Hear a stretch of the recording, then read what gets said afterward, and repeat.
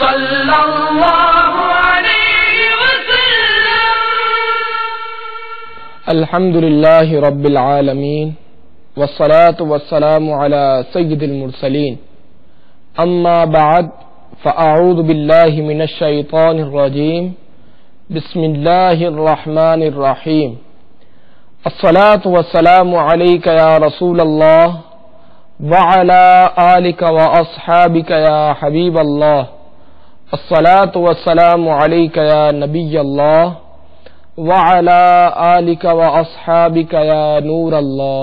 حضرت سیدنا جابر بن عبداللہ رضی اللہ تعالی عنہما سے مروی ہے، سرکار مدینہ منورہ سردار مکہ مکرمہ صلی اللہ تعالی علیہ وآلہ وسلم کا فرمان عبرت نشان ہے: من ادرک شہر رمضان ولم یصمہ فقد شقی، یعنی جس نے ماہ رمضان کو پایا اور اس کے روزے نہ رکھے وہ شخص شقی یعنی بدبخت ہے.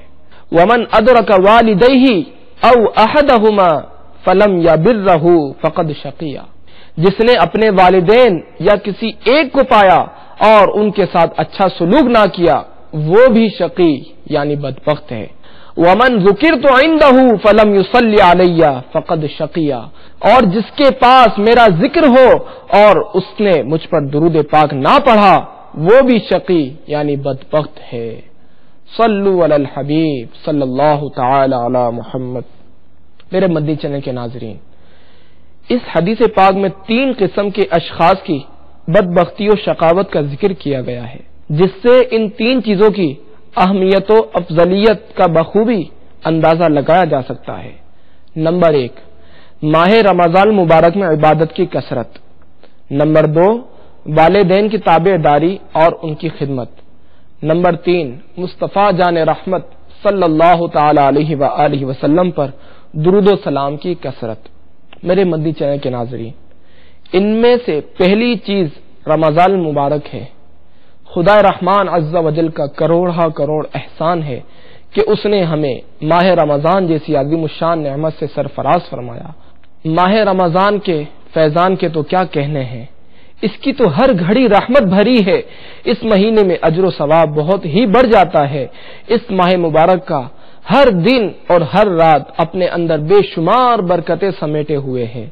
چنانچہ اللہ تبارک و تعالی کی عنایتوں، رحمتوں اور بخششوں کا تذکرہ کرتے ہوئے ایک موقع پر سرکار نامدار، مدینے کے تاجدار، رسولوں کے سالار، نبیوں کے سردار، دو عالم کے مالک و مختار، شہنشاہ ابرار صلی اللہ تعالی علیہ وآلہ وسلم نے ارشاد فرمایا: جب رمضان کی پہلی رات ہوتی ہے تو اللہ تبارک و تعالی اپنی مخلوق کی طرف نظر فرماتا ہے، اور جب اللہ تعالیٰ کسی بندے کی طرف نظر فرماتا ہے تو اسے کبھی عذاب نہ دے گا، اور ہر روز 10 لاکھ گناہ گاروں کو جہنم سے آزاد فرماتا ہے. اور جب 29ویں رات ہوتی ہے تو مہینے بھر میں جتنے آزاد کیے ہیں ان کے مجموعے کے برابر اس ایک رات میں آزاد فرماتا ہے. نیز شب جمعہ اور روز جمعہ یعنی جمعرات کو غروب آفتاب سے لے کر جمعہ کے غروب آفتاب تک ہر گھڑی میں ایسے 10 لاکھ گناہ گاروں کو جہنم سے آزاد کیا جاتا ہے جو عذاب کے حقدار دیے جا چکے ہوتے ہیں. صلو علی الحبیب صلی اللہ تعالی علی محمد. عصیاں سے کبھی ہم نے کنارہ نہ کیا، عصیاں سے کبھی ہم نے کنارہ نہ کیا، پر تو نے دل آزردہ ہمارا نہ کیا. ہم نے تو جہنم کی بہت کی تجویز لیکن تیری رحمت نے گوارا نہ کیا. صلو علی الحبیب صلی اللہ تعالی علی محمد. حضرت سیدنا عبداللہ بن ابی اوفا رضی اللہ تعالی عنہ سے روایت ہے، رسول اکرم نور مجسم شاہ بنی آدم نبی محتشم شافع امم صلی اللہ تعالی علیہ وآلہ وسلم نے ارشاد فرمایا: روزہ دار کا سونا عبادت اور اس کی خاموشی تسبیح کرنا، اور اس کی دعا قبول اور اس کا عمل مقبول ہوتا ہے.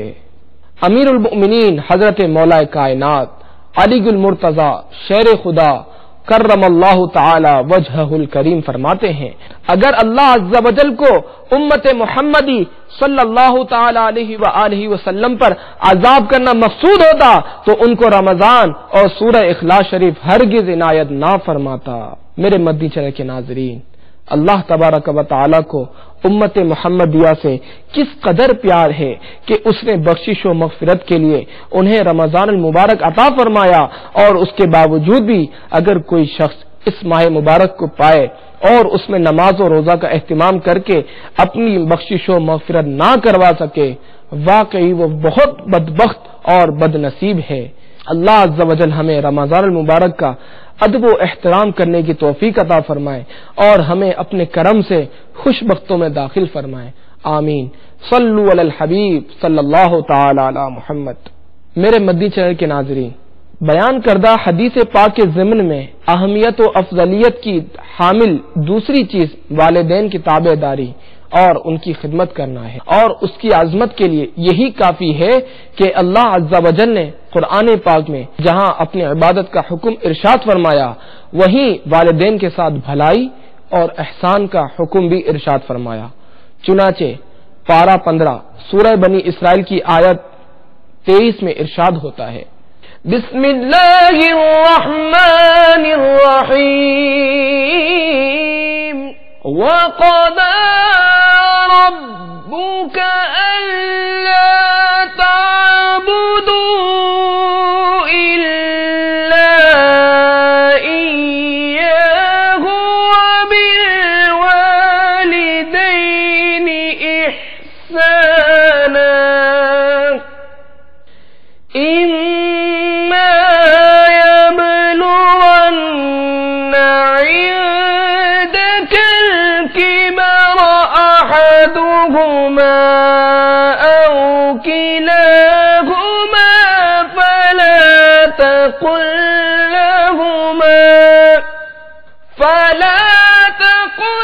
لَّهُمَا أُفٍّ وَلَا تَنْهَرْهُمَا وَقُل لَّهُمَا قَوْلًا كَرِيمًا۔ ترجمہ کنز الایمان، اور تمہارے رب نے حکم فرمایا کہ اس کے سوا کسی کو نہ پوجو اور ماں باپ کے ساتھ اچھا سلوک کرو۔ اگر تیرے سامنے ان میں ایک یا دونوں بڑھاپے کو پہنچ جائے تو ان سے ہوں نہ کہنا اور انہیں نہ جھڑکنا اور ان سے تعظیم کی بات کہنا۔ میرے مدنی چینل کے ناظرین، ماں یا باپ کو دور سے آتا دیکھ کر تعظیماً کھڑے ہو جائیے، ان سے آنکھیں ملا کر بات مت کیجیے، بلائیں تو فوراً لبیک یعنی حاضر ہوں کہیے۔ تمیز کے ساتھ آپ جناب سے بات کیجیے، ان کی آواز پر ہرگز اپنی آواز نہ بلند ہونے دیجیے۔ خوب ہمدردی اور پیار و محبت سے ماں باپ کا دیدار کیجیے۔ ماں باپ کی طرف بنظر رحمت دیکھنے کے بھی کیا کہنے۔ جناب رحمت عالمیان مکی مدنی سلطان سرور ذیشان صلی اللہ تعالی علیہ وآلہ وسلم کا فرمان رحمت نشان ہے، جب اولاد اپنے ماں باپ کی طرف رحمت کی نظر کرے تو اللہ تبارک و تعالی اس کے لیے ہر نظر کے بدلے حج مبرور یعنی مقبول حج کا ثواب لکھتا ہے۔ صحابہ کرام علیہم رضوان نے عرض کی، اگرچہ دن میں 100 مرتبہ نظر کرے، فرمایا نعم اللہ اکبر و اطیب، یعنی ہاں اللہ عز و جل سب سے بڑا ہے اور اطیب یعنی سب سے زیادہ پاک ہے۔ صلو علی الحبیب صلی اللہ تعالی علی محمد۔